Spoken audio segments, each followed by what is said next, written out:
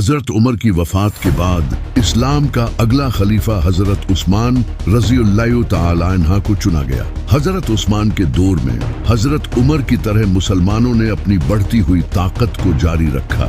مسلمانوں نے ایجپٹ کو فتح کرنے کے بعد نارتھ افریقہ پر بھی رومن امپائر کا کنٹرول کمزور کر دیا۔ عبداللہ بن سعد رضی اللہ تعالی عنہ فوج کے ساتھ افریقہ میں انٹر ہوئے اور وہاں کے رومن دستوں اور لوکل قبیلوں سے مقابلہ کیا اور ان تمام حصوں کو فتح کر لیا۔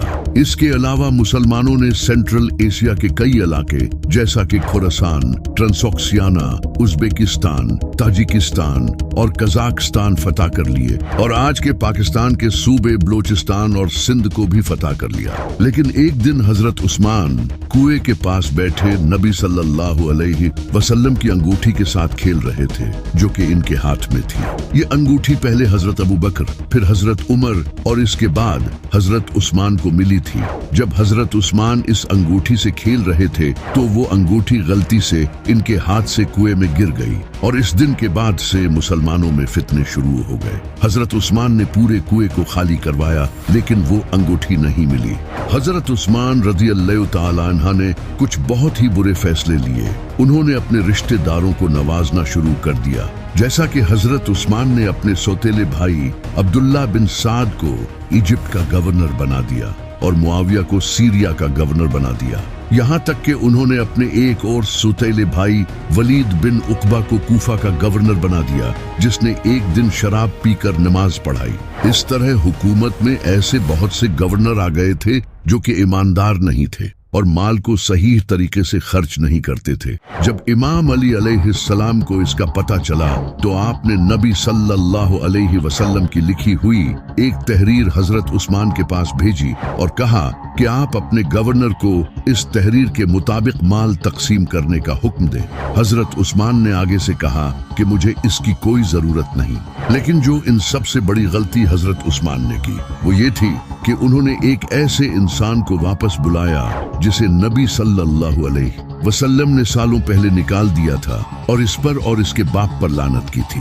اس کا نام تھا مروان۔ یہ حضرت عثمان کے چچا کا لڑکا تھا۔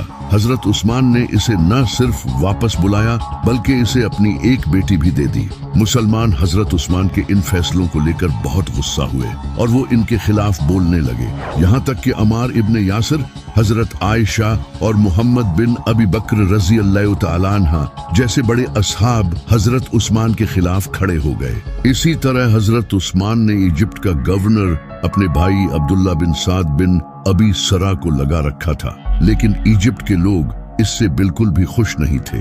تو محمد بن ابی بکر جو کہ امام علی علیہ السلام کے بیٹے تھے، وہ ایجپٹ کے کچھ لوگوں کے ساتھ حضرت عثمان کے پاس آئے اور ان کے بھائی گورنر کی شکایت کرنے لگے۔ حضرت عثمان نے کہا کہ میں اپنے بھائی کو گورنر ہٹا کر نیا گورنر لگاؤں گا، تو حضرت عثمان نے انہیں سمجھا کر واپس بھیج دیا۔ جب محمد بن ابی بکر واپس جا رہے تھے تو راستے میں رات کے وقت انہوں نے دور سے گھوڑے کو دوڑتے ہوئے سنا۔ محمد بن ابی بکر امام علی علیہ السلام کے بیٹے تھے اور بہت ہوشیار تھے۔ انہوں نے اپنے ساتھیوں کے ساتھ اسے پتہ چلے بغیر پیچھا کیا اور پکڑ لیا۔ جب اس کی تلاشی لی گئی تو اس سے ایک خط وصول ہوا جس میں لکھا تھا کہ جیسے ہی محمد بن ابی بکر ایجپٹ پہنچے اس کا قتل کر دو۔ لیکن یہاں بہت بڑا ٹوسٹ ہے، یہ خط حضرت عثمان نے نہیں بلکہ مروان نے بھیجا تھا۔ حضرت عثمان نے تو خط لکھا تھا کہ میرے بھائی کو گورنر ہٹا کر محمد بن ابی بکر کو لگا دیا جائے، لیکن مروان نے خط کو چینج کر دیا کیونکہ یہ حضرت عثمان کا وزیر تھا اور اس نے اس خط میں لکھ دیا کہ محمد بن ابی بکر جیسے ہی ایجپٹ پہنچے اسے قتل کر دیا جائے۔ لیکن محمد بن ابی بکر اور ان کے ساتھیوں کو لگا کہ یہ خط حضرت عثمان نے بھیجا ہے انہیں جان سے مارنے کے لیے، تو محمد بن ابی بکر اپنے ساتھیوں کے ساتھ واپس مدینہ آئے اور انہوں نے حضرت عثمان کے گھر کو گھیر لیا اور ان کا کھانا پانی بند کر دیا۔ حضرت عثمان نے کہا کہ میں نے یہ خط نہیں بھیجا، لیکن ان کی بات کا کسی نے یقین نہیں کیا۔ حضرت عثمان کے خلاف ہزاروں لوگ تھے کیونکہ وہ سب ان کے فیصلوں سے غصہ تھے۔ امام علی علیہ السلام یہ مسئلہ پیسفلی حل کرنے کی کوشش کرتے رہے، لیکن مسلمانوں نے ان کی بات نہیں مانی۔ وہ چاہتے تھے کہ حضرت عثمان خلافت چھوڑ دیں، تو امام علی علیہ السلام نے अपने बेटे हसन और हुसैन को हजरत उस्मान की हिफाजत के लिए खड़ा कर दिया, लेकिन हजरत उस्मान के रिश्तेदारों में से कोई भी नहीं आया इन्हें बचाने के लिए। कुछ दिनों तक ये प्रोटेस्ट जारी रहा, लेकिन एक दिन कुछ लोग हजरत उस्मान के घर में घुस गए और उन्होंने हजरत उस्मान को शहीद कर दिया। लेकिन आज तक किसी को नहीं पता कि किसने हजरत उस्मान को शहीद किया था।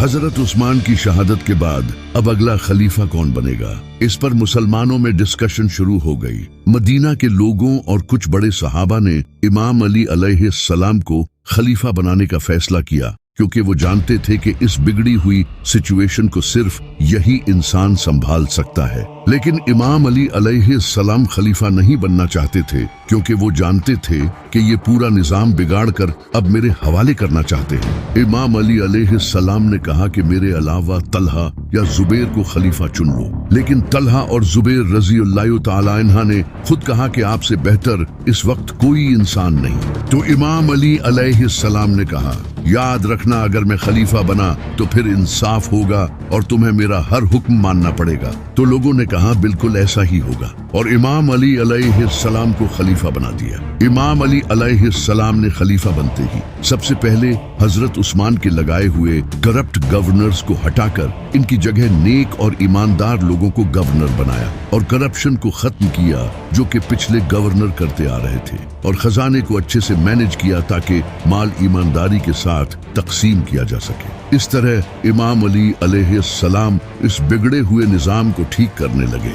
लेकिन हजरत आयशा, तलहा और जुबैर रज़ियल्लाहु ताला अन्हा ने इमाम अली अलैहिस्सलाम से कहा कि वो हजरत उस्मान के खून का बदला ले। लेकिन इमाम अली अलैहिस्सलाम ने कहा कि मैं पहले इस पूरे निजाम को ठीक कर दूं, उसके बाद मैं खुद हजरत उस्मान के कातिल को पकड़कर सजा दूंगा, क्योंकि उस वक्त सिचुएशन बहुत क्रिटिकल हो चुकी थी, और अगर इमाम अली अभी हजरत उस्मान की शहादत का बदला लेते तो सिचुएशन और ज्यादा बिगड़ जाती। लेकिन हजरत आयशा, तलहा और जुबैर ने इमाम अली अलैहिस्सलाम की बात नहीं मानी और वो बसरा की तरफ रवाना हो गए ताकि वहां से एक फौज लेकर इमाम अली अलैहिस्सलाम के खिलाफ जंग कर सकें। इस पर अम्मार इब्ने यासिर रज़ियल्लाहु ताला अन्हा ने एक खुतबा दिया। अम्मार इब्ने यासिर ने कहा, नबी सल्लल्लाहु अलैहि वसल्लम की बीवी आयशा बसरा की तरफ रवाना हो चुकी हैं, जो दुनिया और आखिरत में तुम्हारे नबी की बीवी है। अब अल्लाह तुम्हें आजमाना चाहता है कि तुम आयशा की इताअत करते हो या अल्लाह की, क्योंकि अली की इताअत अल्लाह की इताअत है। और ये खुतबा देने वाला शख्स अम्मार इब्ने यासिर वही इंसान था जिसके बारे में नबी सल्लल्लाहु अलैहि वसल्लम ने फरमाया था कि अम्मार सिर से पांव तक ईमान से भरा हुआ है। जब इमाम अली अलैहिस्सलाम को इसका पता चला कि हजरत आयशा, तलहा और जुबैर रज़ियल्लाहु ताला अन्हा बसरा में इनके खिलाफ फौज जमा करने गए हैं, तो इमाम अली अलैहिस्सलाम उन्हें समझाने के लिए कूफा से बसरा गए ताकि ये मसला पीसफुली हल हो सके। लेकिन हजरत आयशा ने इनकी बात नहीं मानी, जबकि इमाम अली का हजरत उस्मान के खून का बदला लेना बनता भी नहीं था, क्योंकि हजरत उस्मान तो इमाम अली के खलीफा बनने से पहले शहीद हुए थे। और दूसरी बात ये कि हजरत उस्मान के खिलाफ बगावत हुई थी, न कि किसी एक इंसान ने उन्हें शहीद किया था, और ये भी नहीं पता था कि कातिल कौन है। और तीसरी बात ये कि अगर इमाम अली अलैहिस्सलाम हजरत उस्मान के खून का बदला न भी लेते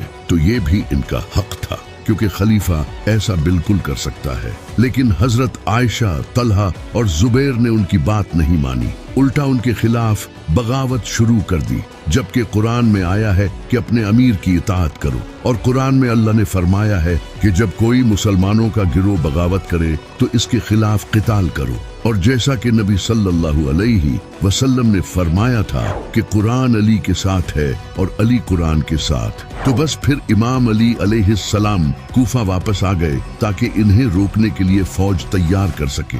जब हजरत आयशा इमाम अली अलैहिस्सलाम के खिलाफ जंग करने बसरा से निकली तो रास्ते में वो एक मुकाम से गुजरी जहां पर कुत्तों ने हजरत आयशा रज़ियल्लाहु ताला अन्हा पर भौंकना शुरू कर दिया। हजरत आयशा ने जब ये देखा तो वो चीखने लगी और उन्होंने साथियों से पूछा कि इस जगह का नाम क्या है, जिस पर उनके साथियों ने कहा कि इस जगह का नाम हौब है। हजरत आयशा रज़ियल्लाहु ताला अन्हा ने कहा कि मैं इससे एक कदम भी आगे नहीं जाऊंगी। मैंने खुद नबी सल्लल्लाहु अलैहि वसल्लम से सुना था कि मेरी उस बीवी का क्या हाल होगा जिस पर हौब के कुत्ते भौंकेंगे, लेकिन हजरत जुबैर ने इन्हें बहला फुसला दिया और हजरत आयशा इसके बावजूद इमाम अली के खिलाफ निकल पड़ी। बसरा के बाहर एक मैदान में इमाम अली अलैहिस्सलाम और हजरत आयशा की फौज का सामना हुआ। जब इमाम अली अपने खैमे में थे तो हजरत जुबैर घोड़े पर इमाम अली अलैहिस्सलाम के खिलाफ तलवार लेकर आपके खैमे के बाहर आए। इमाम हसन अलैहिस्सलाम ने इमाम अली को इसकी खबर दी।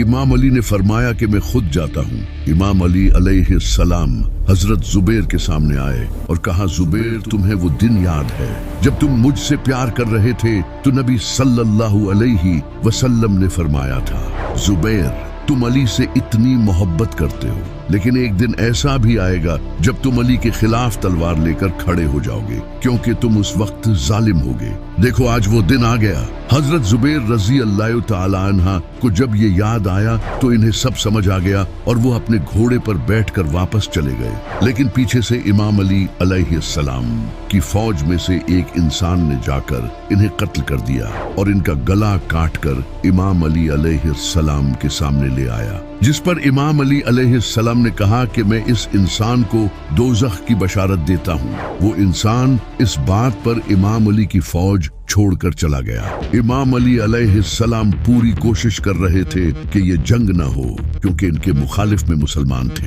आप जंग नहीं चाहते थे। तो इमाम अली अलैहिस्सलाम ने अपने बेटे मोहम्मद बिन अबी बकर को हजरत आयशा के पास भेजा, क्योंकि वो हजरत आयशा के भाई थे। मोहम्मद बिन अबी बकर हजरत आयशा रजी अल्लाह तआला अन्हा के पास गए और उन्हें समझाने की कोशिश की, लेकिन वो फिर भी नहीं मानी। आखिरकार नतीजा जंग पर पहुंचा। हजरत आयशा इस जंग में एक ऊंट पर बैठकर सामने आई। ये ऊंट बहुत बड़ा और खतरनाक था।